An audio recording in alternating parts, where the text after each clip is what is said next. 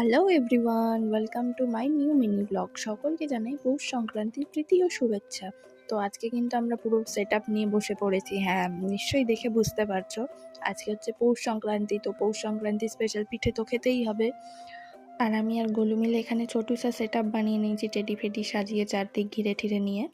অবশ্য ঘিরেছি হচ্ছে ভীষণ হাওয়া হচ্ছিল আর আমাদের উনুনটাই জ্বলছিল না।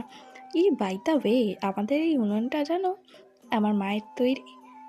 হ্যাঁ, শুধুই পিঠে বানানোর জন্য আমার মা বানিয়েছে। কেমন হয়েছে তোমরা কিন্তু অবশ্যই কমেন্টে জানিও। এই দেখো পিঠে কিন্তু রেডিও হয়ে গেল কথা বলতে বলতে।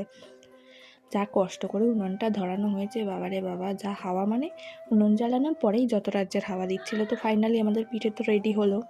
আর কার কার বাড়িতে কে কী পিঠে খেলে অবশ্যই কিন্তু কমেন্ট করবে, ঝটপট কমেন্ট করো।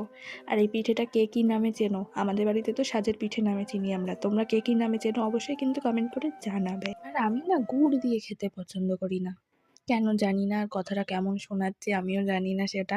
কারণ পিঠে মানেই সবাই জানে গুড়, গুড়, নলেন গুড় জিনিসটা থাকবেই পিঠের সাথে। বাট আমি পিঠের সাথে, পিঠে বলে না, আমি এমনি গুড় খেতে খুব একটা পছন্দ করি না। তো আমি এই সাজের পিঠেই দুধে ভেজানো খেতে খুব পছন্দ করি, সেটাই আমি খেয়েছি আর খুব এনজয় করেছি।